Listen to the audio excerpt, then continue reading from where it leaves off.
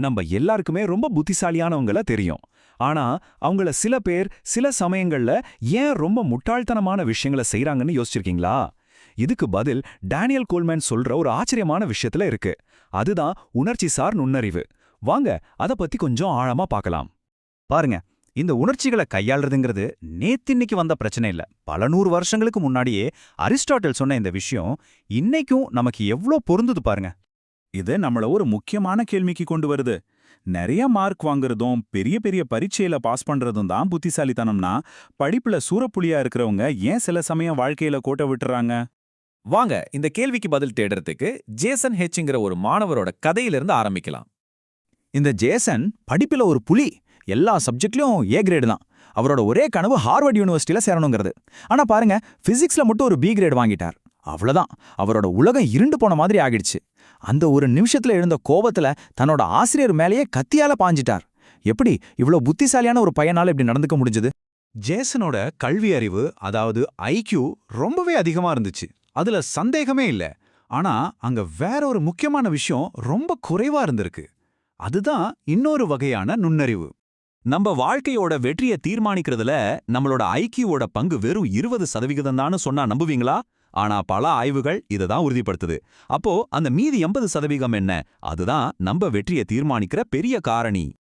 அந்த 80% தான் உணர்ச்சிசார் நுண்ணறிவு. சுருக்கமா சொன்னா இக்யூ. அதாவது நம்ம உணர்ச்சிகளையும் மத்தவங்களோட உணர்ச்சிகளையும் சரியா புரிஞ்சுக்கிட்டு அதை நம்ம சிந்தனைக்கும் செயல்களுக்கும் ஒரு வழிகாட்டியா பயன்படுத்துறது தான் இந்த இக்யூ. சரி, ஜேசன் மாதிரி நாமளும் சில சமயம் யோசிக்காம டக்குன்னு கோவப்படுறோம் இல்லையா? அந்த மாதிரி சமயங்கள்ல நம்ம மூளைக்குள்ள அப்படி என்னதான் நடக்குதுன்னு உங்களுக்கு தெரியுமா? நமக்குள்ள 2 மனசு இருக்குன்னு வச்சுக்கலாம்.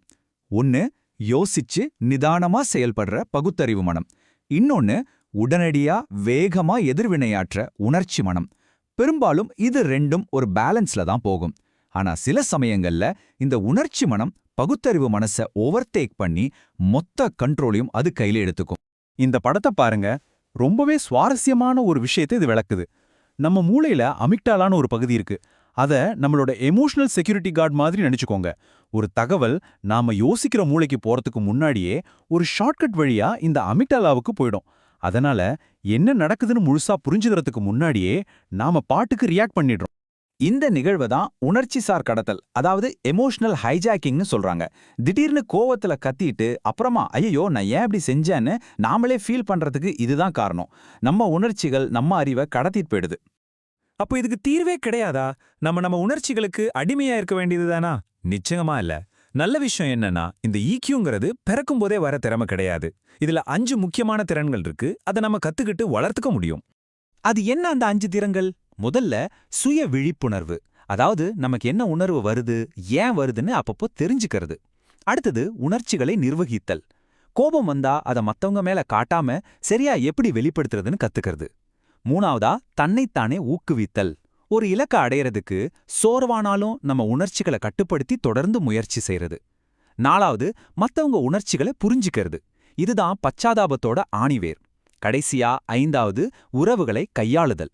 மத்தவங்களோட உணர்ச்சிகளை புரிஞ்சுக்கிட்டு அவங்க கூட ஒரு நல்ல உறவை மெயின்டைன் பண்றது. இந்த 5ம் தான் ஈக்யூவோட அஸ்திவாரம்.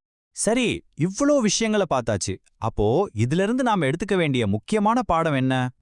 உண்மையான புத்திசாலித்தனம்னா உணர்ச்சிகளே இல்லாம ஒரு ரோபோ மாதிரி இருக்கிறதில்ல. நம்ம பகுத்தறிவையும் நம்ம உணர்ச்சிகளையும் ஒன்னா இணைச்சு ஒரு இணக்கமான வாழ்க்கைய வாழ்றதுதான். உணர்ச்சிகளை அடக்க நினைக்காம அதுக்கு அறிவு கொடுத்து நம்ம தலையையும் இதயத்தையும் ஒன்னா வேலை செய்ய வைக்கிறது தான் உண்மையான நுண்ணறிவு.